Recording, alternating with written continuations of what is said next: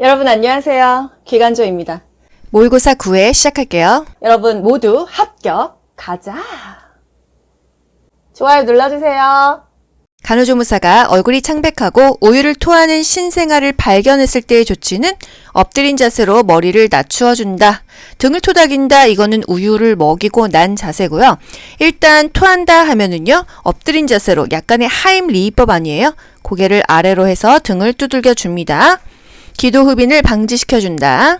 28일 주기로 규칙적인 월경을 하는 여성의 마지막 월경 첫날이 3월 1일이라면 다음 배란일은 며칠인가?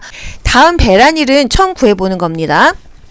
마지막 월경 시작일이 3월 1일이에요. 주기가 지금 28일 주기라고 했잖아요. 플러스 28을 합니다. 그러면 3월 29일이 다음 월경 예정일이 되는데 여기서 배란일을 빼는 겁니다. 배란은 14 플러스 마이너스 2일이죠. 여기에 그냥 14일을 빼요. 그러면 3월 29일 빼기 14일은요. 3월 15일이 되는 거예요. 이때가 다음 배란일인데 플러스 마이너스 2일이 있으니까 15 마이너스 2일은 13일, 15 플러스 2일은 17일. 그래서 배란 가능 최대 날짜가 13일에서 17일이 된다 이겁니다.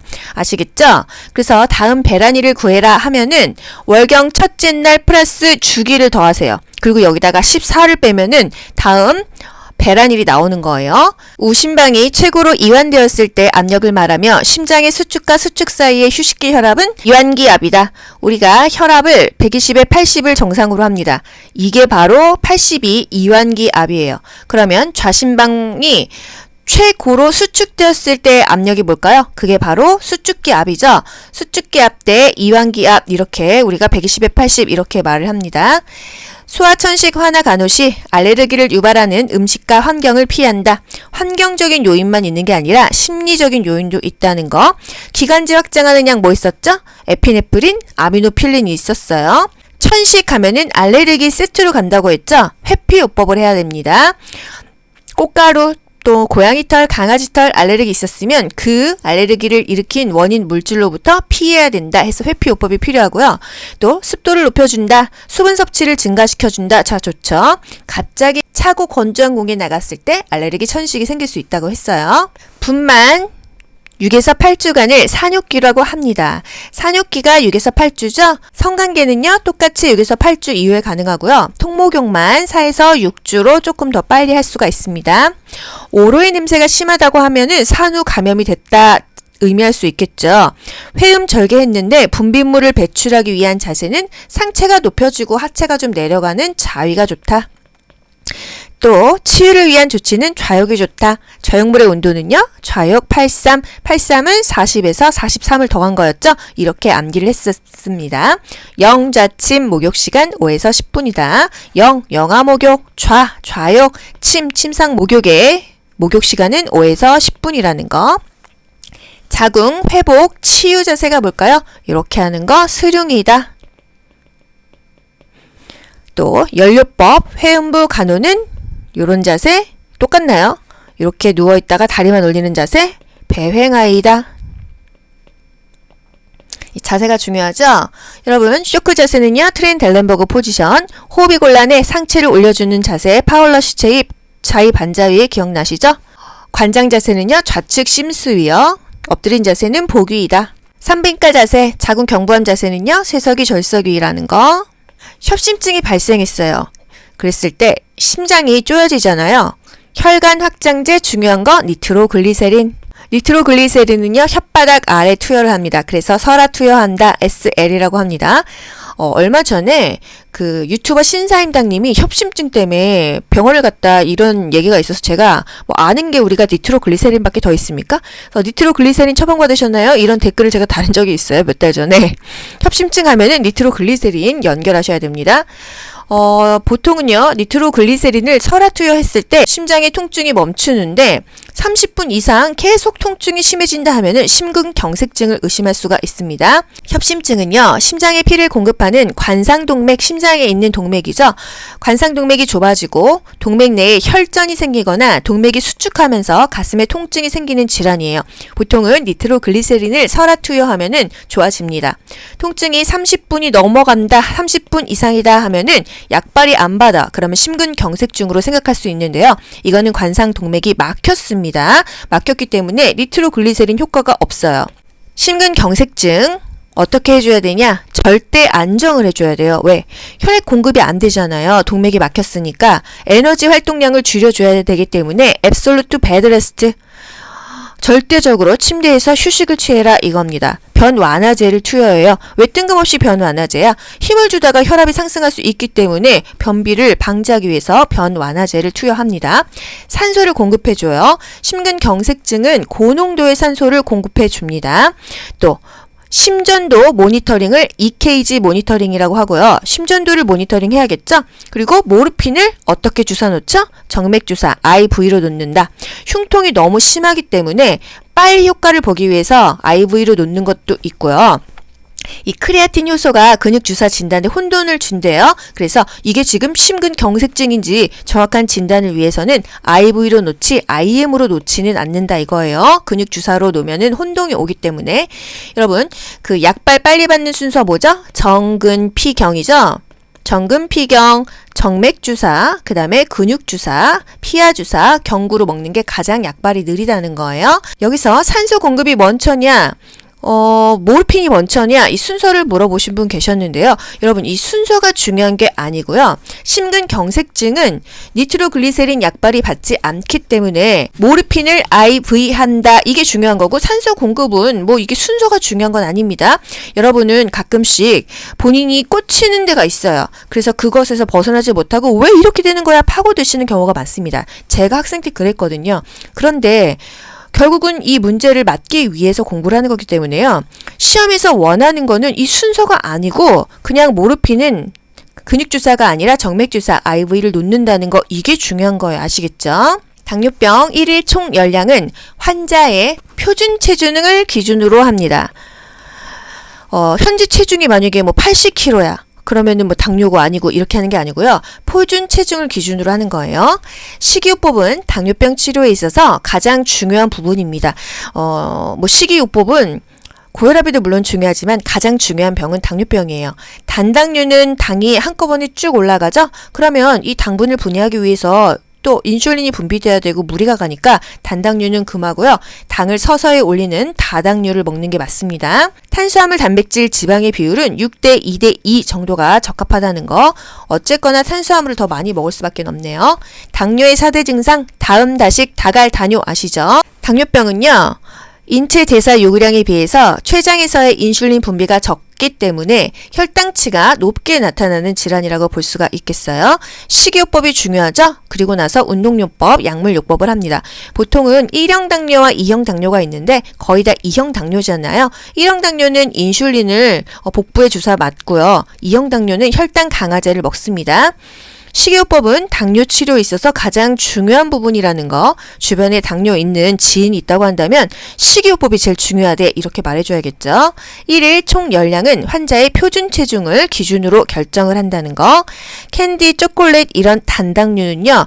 평상시에는 먹으면 안 되고요. 저혈당일 때 먹어야겠어요. 발톱은 일자로 자른다. 당뇨에서 가장 중요한 것은 발톱을 일자로 자른다는 거. 그리고 티눈이 발생했을 때는 병원을 간다. 이게 중요하고요. 당뇨의 부작용으로 뭐가 오죠? 발기가 부전됩니다. 이게 간호조무사에서는 중요하게 나오지 않는데 요양보호사에서는 당뇨의 합병증으로는 발기부전이 온다. 이 부분이 굉장히 중요하거든요. 국가고시는 일맥상통하기 때문에 그 자격증에서 중요했던 것은 우리 이 간호조무사에서도 중요할 수가 있어요. 상처가 나면 잘 치유가 되지 않으니까 즉시 대응을 한다. 발톱은 일자로 잘라도 되고 손톱은 둥글게 잘라라 그랬습니다. 약장에서 별도의 칸막이 보관이나 이중 잠금 장치가 필요한 약품이 있습니다. 마약류가 이중 잠금 장치가 필요했죠? 극약, 마약, 아편제제, 독약 등은 이중 잠금 장치가 필요합니다. 실제 질병 치료하는 무관한 약물로 심리적인 효과, 플라시보 효과를 이용해서 증상을 완화시키기 위한 약은요, 위약이라고 합니다. 이게 위선할 때 거짓 위예요. 가짜 약인데 플라시보 효과로 그 증상이 완화된다고 하잖아요. 적혈구 내에 널리 분포되어 산소를 운반하는 색소 단백질은 헤모글로빈이다. 교통사고로 다발성 손상 환자가 발생했을 때 병원 후송 시 응급처치의 우선순위, 기지쇼감 구명사단계, 응급처치의 구명사단계, 기지쇼감 기억하시죠? 기도유지, 지혈, 쇼크 예방, 감염 예방. 감염 예방은 병원 가서 항생제 맞으면 되기 때문에 맨 마지막으로 빠집니다. 이게 기본적인 순서고요. 중간에 뭐를 집어넣어도 이 순서는 변함이 없어요. 일단 의식이 있는지 보죠. 여보세요? 괜찮으세요? 어깨를 두드리면서 언어적으로 사정합니다. 그리고 호흡을 봅니다. 호흡을 보는 게 뭐겠어요? 그게 바로 기도 유지예요. 아시겠죠? 그리고 나서 지혈을 봅니다. 그리고 쇼크 보고요. 그 다음에 골절이 있거나 했을 때는 뭐 골절이 먼저 들어갈 수 있고 그 다음에 후송. 여기 맨 마지막에 이제 병원 가서 감염에 대해서 예방을 하겠죠. 치료를 받겠죠. 그래서 기지쇼감이 항상 이 순서라는 거 중간에 뭐 의식이 들어가든지 골절이 들어가도 이 순서는 변함이 없습니다. 아시겠죠? 노인의 기억장애는 우울과 뇌질환 때문에 많이 나타난다. 노인의 우울증은 마치 치매와 같다 해서 가성치매라고 합니다. 나 자꾸 깜빡깜빡 잊어버린다. 왜 그러지? 이게 꼭 치매가 아니라 우울증일 수 있다. 이 얘기네요. 구토, 설사 등의 탈수 현상 25% 이상의 혈액 소실로 알 수 있는 것은 저혈량성 쇼크이다. 탈수가 왔대요. 혈액이 25% 이상이 소실됐다면 저혈량성 쇼크라는 거. 전신 마취로 인한 혈관 이완은 척수, 신경성 쇼크이다. 쇼크 가볍게 보고 넘어갈게요. 저혈량성 쇼크. 물이 부족해서 순환이 안 되는 거 쇼크에 가장 많죠. 이게 바로 저혈량성 쇼크입니다. 심장에서 쇼크가 왔어. 심인성 쇼크, 심장으로 인한 쇼크죠. 심장 밖 출력의 장애에 의한 쇼크이다. 이것 역시 전신의 혈액 공급이 원활하지 않겠네요. 신경성 쇼크는 척추가 손상된 것이 신경성 쇼크라는 거. 또 혈관성 쇼크, 벌에 물렸어. 알레르기 반응이 일어났어. 아나필락틱 쇼크, 독성 물질에 의한 독성 쇼크. 이런 것들이 다 혈관성 쇼크라는 거. 핍뇨로 간주할 수 있는 시간당 소변량은 시간당 30cc 이하입니다. 소변이 시간당 30cc 이하가 나온다고 하면은 핍뇨라고 볼 수가 있다. 하루에는 500cc 이하로 나옵니다. 심장질환 환자가 부종이 있을 때 염분을 제한하는 이유는 염분은 조직 속에 수분을 축적하는 기능이 있기 때문이다. 수분을 축적하기 때문에 부종이 생기는 거예요.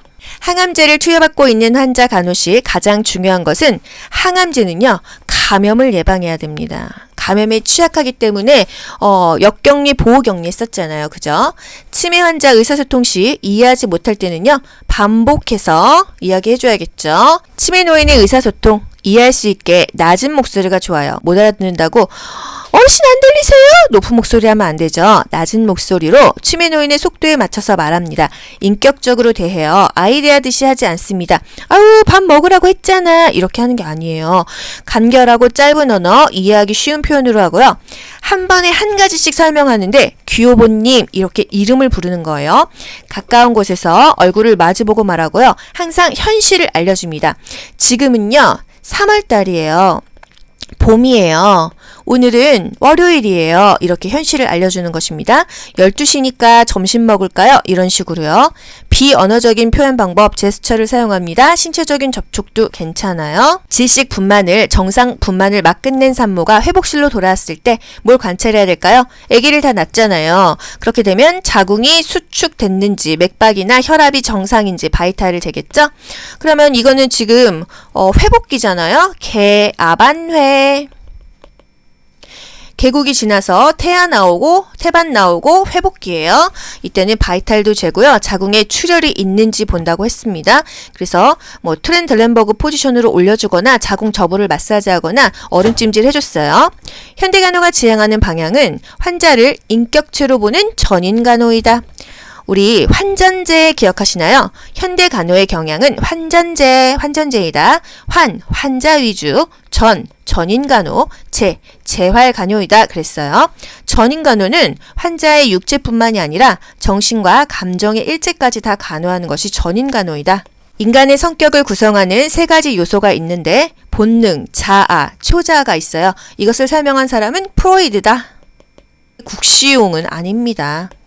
요실금 환자 간호는 환자에게 규칙적으로 변기를 대어주는 게 굉장히 중요해요. 이게 배변 훈련을 한다 생각하시면 되겠습니다. 판막의 역할은요, 혈액이 역류되는 것을 방지합니다. 좌심방, 좌심실 사이에는 2000판이 있어요. 우심방, 우심실 사이에는요, 3000판이 있습니다. 그래서 혈액의 역류를 방지해주죠. 좌심방, 좌심실, 좌측은 왼쪽이죠? 두 글자죠? 2000판입니다. 우심방, 우심실, 오른쪽 세 글자죠? 3000판이에요. 이렇게 기억할게요. 이것도 국시용은 아니에요. 신생아의 생리적 체중 감소는 생후 3, 4일부터 체중의 한 5에서 10% 정도가 감소된다는 거. 그래서 4kg로 태어난 아기가 며칠 지나서 만약에 3.6kg가 됐다고 해도 생리적 체중 감소기 때문에 병리적인 건 아니라는 거. 그래서 생리적이라서 그렇게 크게 걱정할 일은 아닙니다. 이거죠. 백혈구는 어떤 작용해요? 식균 작용하죠. 그래서 몸에 염증이 많으면 백혈구 수치가 올라갑니다. 혈소판은요, 혈액을 응고하죠. 적혈구는요, 산소를 운반합니다.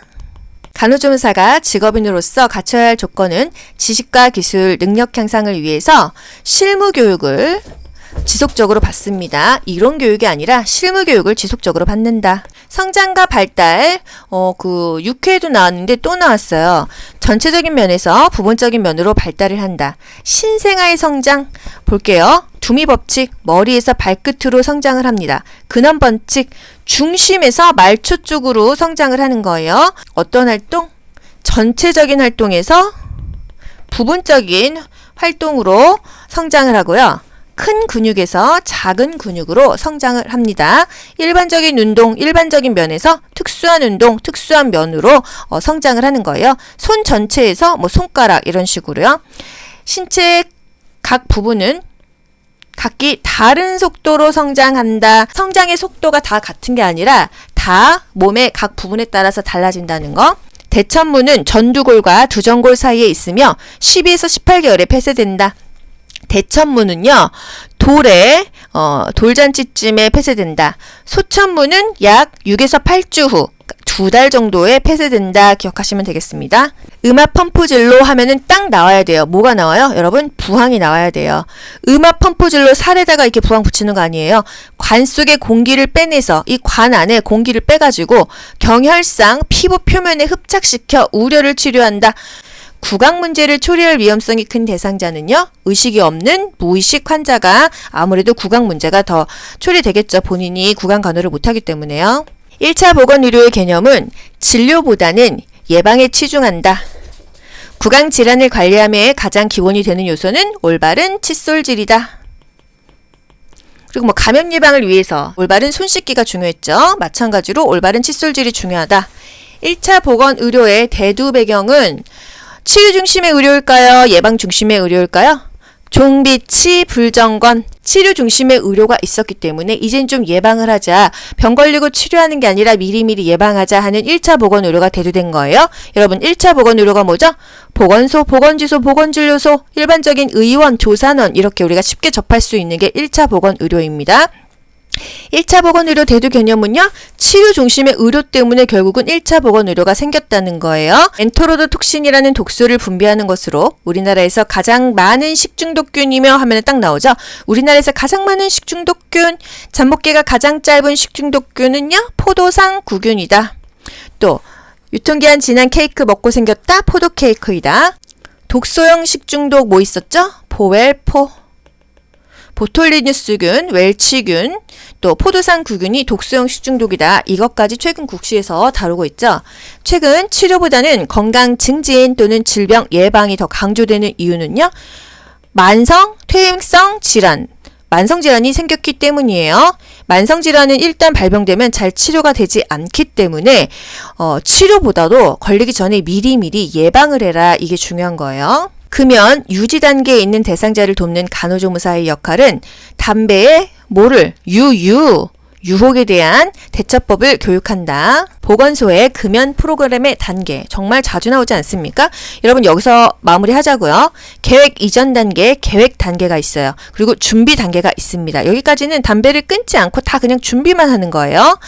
담배를 끊었어. 이게 바로 행동 단계입니다. 예를 들어서 금연 시작했어. 6개월 됐어. 이럴 때는 이미 끊었으니까 금단 증산에 대한 대처법을 설명해 주고요. 이미 담배를 끊고 유지하고 있는 단계에서는 더 이상 유혹에 빠지지 않는 법을 알려주는 거예요. 아시겠죠?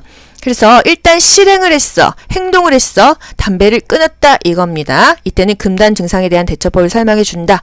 6개월 이상 담배를 계속해서 끊고 있어. 지지해주고 격려해주면서 또 유혹에 빠지지 않는 법을 알려주는 거예요. 만약에 나 한 달 안에 담배 끊을 거야. 이거 뭐죠? 금연할 것을 준비하고 있는 단계예요. 계획 이전 단계는 끊을 생각은 아예 없지만 그래도 담배 몸에 안 좋은 건 알고 계시죠? 금연에 대한 동기부여를 심어줍니다. 근로자들의 작업 환경 관리에서 직업병, 산업재해, 산업피로 예방은 작업 환경 개선 및 위생보호구 착용의 목적이 있다. 수인성 감염병 유행의 특성은 일반적으로 성별이나 연령별 발생률의 차이가 없다. 이 물을 먹으면 걸리는 거기 때문에 물 마신 사람은 다 걸리죠. 계절에 상관이 없습니다. 여름철에 뭐 특히 더 생긴다 하더라도 계절엔 딱히 상관이 없고 이 물을 먹은 사람이 걸리는 거고요. 환자 발생은 폭발적이지만 그렇게 죽지는 않기 때문에 치명률은 낮다는 거. 질병 발생률, 이완율은 높다는 거예요. 치명률은 낮다. 식중독 균 중에서 치명률이 높은 균 뭐 있었죠? 통보, 통조림 먹고 걸렸다. 보톨리니스 균이 치명률이 높았습니다. 우리나라에 속해 있는 세계보건기구 지역사무소는 서태지, 서태평양 지역사무소 필리핀의 마닐라죠. 서태지, 필리핀의 마닐라입니다. 국가나 지역사회 건강상태나 보건사업 수준을 평가할 때 가장 대표적인 게 뭐라고 했죠? 영아 사망률. 0에서 1세죠. 그 나라의 영아가 죽는다는 것은 그 나라의 보건 수준이 0 아니다. 영아 사망률 국가고시에 정말 많이 나오고 있어요. 보건교육 시 시범교육의 장점은 실무의 적용이 용이하다는 것이다. 시범교육 어떤 거 보여주나요? 인슐린, 본인 복부에다 주사 놓는 거, 또 신생아 목욕법, 신생아 모유수유법, 이런 방법을 시범교육으로 알려주고 한번 해보세요 하고 관찰법으로 평가하잖아요. 높은 건물이 들어선 도심 지역에서 하면은 사실 딱 열섬이 나와야 돼요. 변두리보다 온도가 더 높다. 이게 바로 열섬 현상이에요. 열섬은 겨울에 더 뚜렷하다. 이 균은 비교적 열에 약해. 돼지고기 삶아 먹어. 살모넬라 식중독이다. 저온 살균을 해도 이 균이 사멸돼요. 그래서 돼지고기를 삶아 먹어라. 살모넬라 식중독이에요. 돼지고기가 원인인 경우가 많은 식중독이다 해서 돼지고기 삶아 먹어. 살모넬라균이요. 살모넬라는 계란에도 있고 닭에도 있습니다. 하지만 우리 교재에서는 굳이 콕 집어서 돼지고기라고 했기 때문에 돼지고기가 나오면 살모넬라 식중독 기억하시고요. 어패류 먹고 걸렸어. 그럼 뭐죠? 장염 비브리오균이다 기억하시고요. 유통기한 지난 케이크 하면은요. 포도상 구균 떠올리셔야 되겠죠. 통조림 먹고 걸렸어. 통보 보톨리니스균 기억하셔야 됩니다. 아시겠죠? 식중독 균이 정말 많이 나와요. 그리고 햄버거 먹었어. 그러면 햄버거 패트 쇠고기죠. 0157 장출혈성 대장균 감염증 이것까지 기억을 하셔야 돼요. 자궁내 장치 IUD의 삽입 부작용은 염증이나 월경량이 증가하는 것이다. IUD가 뭐죠? 루프죠? 수정란이 자궁에 착상되는 것을 막아서 임신을 예방합니다. 수정이 어디서 되죠? 난관의 팽대부. 여기서 수정이 돼서 일주일 동안 착상을 하잖아요. 착상이 자궁에 가서 착상이 되는데 이 기간 동안 이 자궁내 장치 IUD 루프를 끼면은 착상이 안 되기 때문에 임신을 방지한다 이것입니다. 지역사회에서 보건 문제에 대해서 불평하는 주민을 대신할 때 간호조무사는 인내심을 가지고 끝까지 청취해줘야 된다. 폐결핵 입원 환자의 감염 예방을 위해 환자의 객담은 종이에 싸서 소각하는 거, 태우는 게 가장 좋습니다.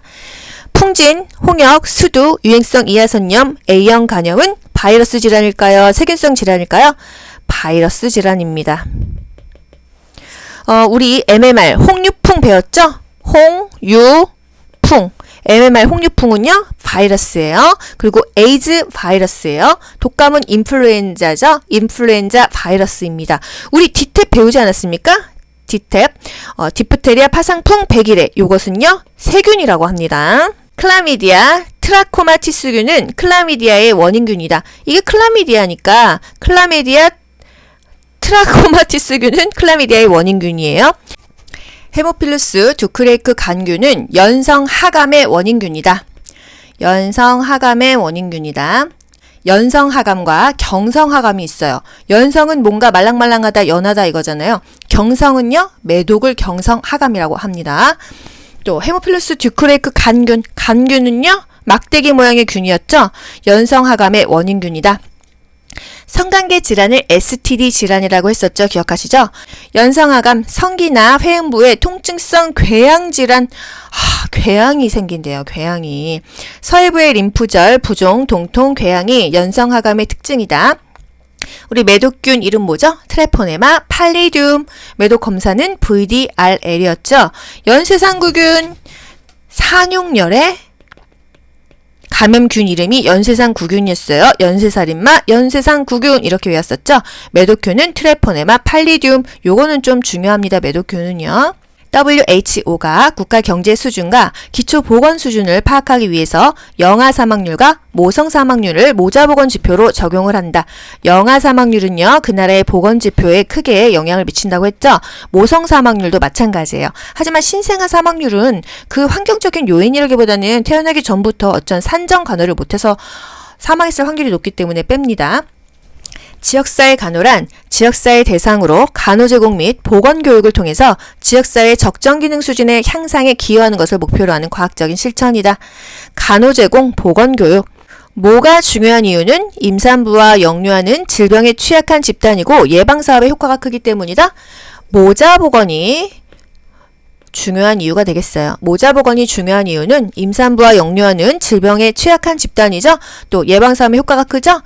모자 보건의 대상이 전 인구의 50에서 70%죠. 전체 인구의 3분의 2나 차지하죠. 그렇기 때문에 이 국민 전체의 예방사업의 효과가 크다고 할 수 있겠습니다. 가족 간호사업의 가장 중요한 목적은 가족 스스로 건강 문제를 해결할 수 있는 능력을 갖게 하는 것이다. 스스로 건강해야지 나라에서 국민들을 일일이 다 보살필 수가 없어요. 지역사회 간호사업의 대상자는요, 모든 지역사회 주민 전체입니다. 지역사회 간호사업을 위해서 우선 실시되어야 할 사항은 보건 실태 파악. 간호사업을 위해서 우선 실시되어야 할 것은 보건 실태 파악 또는 요구 파악, 문제점 파악이 가장 먼저 간호사업에서 실시되어야 한다. 보건 실태 파악으로 건강 문제를 확인하는 것이 가장 중요한 성공 요인이다. 지역사회 간호사업의 내용은 지역사회 진단에 의해서 선정한다. 이 진단이 문제점 파악이라고 생각하시면 되겠어요. 사진 개수평, 사정, 진단, 계획, 수행, 평가. 이게 바로 간호사업의 순서잖아요. 일단 사정합니다. 그리고 진단하죠. 문제점을 파악해요. 계획 세우고 수행하고 평가를 한다는 거. 경구 침입 시 체독증을 발생시키는 기생충은 십이지장충. 십이지장충이에요. 십이지장충. 경피감염, 경구감염. 경피, 피부로도 걸려요. 흙바닥을 걸었는데 그 벌레, 십이지장충, 구충 때문에 경피감염도 되고, 쌈 싸먹었어. 그 쌈에 십이지장충이 있어서 경구감염이 될 수가 있다는 거. 경구감염, 경피감염 하면은 십이지장충이고요. 십이지장충은 같은 말로 구충입니다. 숫자로 외우세요. 십이지장충, 구충. 숫자로 가세요. 혈액관리 업무에 대한 정기평가는요, 몇 년마다 할까요? 혈평2. 혈액관리 업무에 대한 정기평가는 2년마다 합니다. 혈평2, 2년마다 해요. 구강보건법상 보건복지부 장관은 구강보건사업에 관한 기본계획을 기본교육 거의 다 5년마다 합니다. 의료법상 간호조무사의 자격 인정은 누가 해요? 장관이 하죠? 보건복지부 장관. 장관이 합니다. 결핵 환자가 동거자에게 결핵을 전염시킬 우려가 있다고 인정될 때 일정 기간 결핵병원에 입원하도록 명령할 수 있는 사람은 누굴까요? 시도지사이다. 해도 맞고요. 시장, 군수, 구청장이다. 해도 맞습니다. 한마디로 시도지사 또는 시장, 군수, 구청장이다. 둘 다 맞는 거예요. 아시겠죠? 활동성 결핵 환자야 전염시킬 우려가 있으니까 그 일을 그만두세요 했는데 그 업무 정지 하지 않고 그 업무에 종사했습니다. 벌금 얼마죠? 1,000,000원이에요. 1,000,000원. 아시죠? 정신건강 증진 및 정신질환자 복지서비스 지원에 관한 법률에 따라서 정신질환과 관련된 실태조사는 5년마다 실시가 된다. 구강실태조사는요, 3년마다 합니다. 그래서 9, 실, 3 이렇게 초성을 땄는데 이게 최근 국가고시에 나왔어요. 그래서 기간조 보신 분들이 다 맞았잖아요. 사실 이거 따로 안 외우면 어떻게 맞습니까? 구강실태조사 9실삼 3년마다 한다. 보통 정신건강실태조사는 5년마다, 그리고 계획은 다 5년마다 하는데 9실삼 그리고 혈평이 혈액관리 업무에 대한 평가는 2년마다 한다는 거. 감염병 진단 방법 볼게요. 디프테리아는 시크 테스트, 장티푸스는 비달 테스트. 디프테리아는요, 시크 테스트를 합니다. 그리고 딕 테스트는 뭘까요? 고양이 혓바닥, 딸기열, 성홍열은요, 딕 테스트를 해요. 결핵은요, 투베르클린 반응 검사, PPD 테스트 하죠. 매독은요, 바서만 테스트, VDRL이라고 합니다. 또 비달 테스트는요, 장티푸스예요. 장비 이렇게 외울게요. 장티푸스는 비달 테스트 또는 발음상으로 위달 테스트라고 합니다. 에이즈는요, 후천성 면역 결핍증으로서 어떤 테스트? 효소 면역 반응법 엘리사 또는 웨스턴 블롯이라는 검사를 해요. 임질은요, 직접 도말법을 합니다. 임질은 직접 도말법. 또 매독은 바서만 테스트. 수술 부위나 상처 부위를 소독솜으로 닦고 새로운 거즈로 드레싱을 하는 목적은 상처 부위의 감염 예방을 위해서이다. 그래서 소독솜을 하나 쓰고 버리고 또 하나 쓰고 버리고 하는 거예요. 알코올은 주로 피부 소독과 체온계 또는 의료기구 소독에 사용하며 소독력이 최고일 때 퍼센트는 70에서 75%입니다. 열을 내릴 때 쓰는 알코올의 농도는요, 30에서 50%였어요. 나머지는 물을 섞어요. 그래서 유수 알코올이 더 효과가 좋다. 왜? 단백질을 잘 응고시키기 때문에 소독이 잘 된다 했습니다. 의치 착용 환자가 수술실에 갈 때는 의치를 빼놓는다. 질식이 우려되기 때문에 수면 중, 무의식일 때, 경련일 때, 수술 중일 때 의치를 빼죠. 모를 제외한 표면에 있는 모든 미생물을 파괴하는 것이 소독이죠. 아포를 제외하면은 소독이고요. 아포를 포함하면은 이거는 멸균이 되는 거예요. 아포가 뭐죠? 그 균의 씨앗이 아포가 되겠습니다. 비타민 B12, 코발라민이 결핍되면은 이건 너무 중요하죠? 악성 빈혈이 생긴다. 코발라민이 부족하면 악성 빈혈이 생긴다는 거. 비타민 D가 부족하면 뭐가 생겨요? 구루병이 생겨요. 비타민 B1, 티아민이 부족하면요, 각기병이 생깁니다. 그쵸? 비타민 C가 부족하면요, 괴혈병이 오죠. 비타민 K가 부족하면은 피가 안 멈추죠? 출혈성 질병이 생깁니다. 완전 위절제 환자의 경우에는 비타민 B12가 흡수되지가 않아서 악성 빈혈이 생길 수가 있다. 병원균의 출구보다는 입구를 통제하는 개념으로서 백혈병 환자를 격리시키는 목적은 역격리이다. 보호격리이다. 이 백혈병 환자가 약하기 때문에 스스로 보호해야지만 사는 거예요. 그래서 입구를 통제한다. 침입구를 통제하는 게 되겠죠. 환전의침 기억하시죠? 스스로 합병증 없이 환자의 위관 튜브를 제거하는 시기는 장 운동이 돌아왔을 때이다. 연동 운동이 돌아왔을 때이다. 가스가 나왔을 때이다. 혈압은 나이가 많을수록 증가해요. 서글프죠? 신부전으로 뭔가 신장이 부전한 거예요. 입원한 환자가 부종이 심해, 붓기가 심할 때는요, 소금과 물을 줄입니다. 수분과 나트륨을 제한한다는 거. 우리 단백질을 제한하는 질병, 우리 교과서에 나와 있는 거 간, 신, 사. 3개밖에 없습니다. 단백질 제한해야 되는 질병, 간, 간성온수, 암모니아 차니까요. 또 신부전 또는 만성신부전, 부종이 있기 때문에 단백질도 제한하고요. 수분이나 나트륨도 제한합니다. 그리고 사구체 신염. 사구체 신염인 경우에는 이것도 마찬가지로 부종이 있어서 수분과 나트륨을 제한하고 단백질도 제한합니다. 화상 환자의 침상은요, 크레들 침상입니다. 크레들 침상 순서에서 어디로 놓죠? 밑고반, 윗담침 기억하시죠? 윗고반, 윗담침, 밑혼이불, 고무포, 반혼이불, 윗혼이불, 담요, 침상보. 여기에서 밑고반, 윗담침, 크레들은요, 반혼이불과 윗혼이불 사이에 놓는 것이에요. 고무포는 어디와 어디 사이? 어무이. 어깨랑 무릎까지 고무포를 놨어요. 연화곤란이 있는 뇌졸중 환자에게 올 수 있는 합병증은 흡인성 폐렴이다. 연하곤란은 삼킴이 곤란한 거예요. 뇌졸중 환자들에게 올 수 있는 합병증이 흡인성 폐렴이기도 하고 또 우리 콧줄을 꽂고 있는 위관 영양자들 있죠? 흡인성 폐렴이 정말 많이 와서 폐렴으로 사망하는 확률이 굉장히 많습니다. 사지마비로 누워있거나 의식 없이 위관 영양만 하고 있는데 열이 난다 하면은 거의 다 흡인성 폐렴으로 보셔도 무관해요. 수술 부위의 감염 예방을 위해서 수술 전 피부 소독을 실시할 때는 10%의 베타딘을 사용한다. 우리 집에서 상처 났을 때 바르는 그 갈색 약 있죠? 베타딘입니다. 맥박 산소 계측기로 산소 포화도를 측정할 때 부정확한 수치가 나타나는 이유는 헤모글로빈 수치의 감소 때문이다. 청색증의 원인은요? 혈액 내의 부적당한 가스 교환에 의한 산소 부족 때문이에요. 어디서 담즙을 생성하죠? 간에서 담즙을 생성하고요. 이 담즙은 담낭에 모아져 있죠. 식도는 25cm 정도. 식도와 위가 연결된 문 뭐죠, 여러분? 분유 기억하시죠? 식도랑 위가 연결됐어. 분문이에요. 그리고 위와 십이지장 연결됐어. 아래에 있는 것은 유문이다.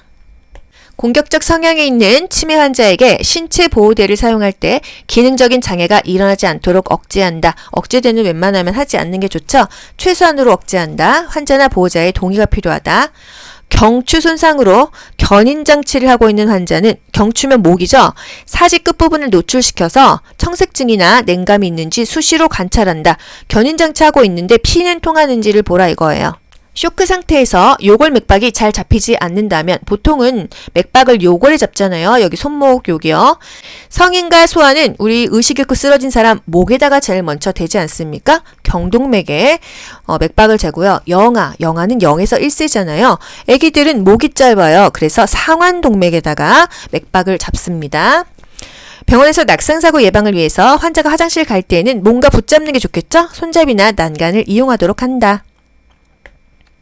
혈압 측정은 상한 동맥에서 하며 커프의 폭은 12에서 14cm로 한다. 커프의 폭이라는 거는요. 팔이 있으면 이 팔 상완의 길이에요. 이 세로 길이입니다. 12에서 14cm가 좋고요. 이게 접혀지는 부분이 있다고 하면 한 2에서 5cm 정도 띄고 감아라 이거예요. 그리고 이 수동혈압계에서는 2mmHg씩 떨어뜨린다. 혈압계는 대상자의 심장 높이가 아니고 팔 높이에 맞춘다. 심장과 팔 높이가 같을 때 정상 혈압이 측정된다. 이거 2020년 하반기 국시 나왔어요. 팔과 심장 높이가 같아야 된다. 혈압은 항상 중요합니다. 팔과 심장 높이가 같아야 된다. 커프의 폭은 12에서 14cm이다. 감을 때는 2에서 한 5cm 정도 팔꿈치 위에다가 놓고 감는다는 거. 요게 항상 중요합니다. 수영은 등장성 운동인가요? 등척성 운동인가요? 여러분, 수영은 어디서 하죠? 수영장에서 하죠? 수영은 등장성 운동이에요. 그리고 수동적인 운동은요, 누군가가 인위적으로 해주는 운동이에요. 아시겠죠? 여러분 수고 많이 하셨어요. 반복해서 내 걸로 만드세요. 좋아요 누르시면 합격! 귀로 듣고 고득점 합격하는 비결이 귀간조에 있습니다.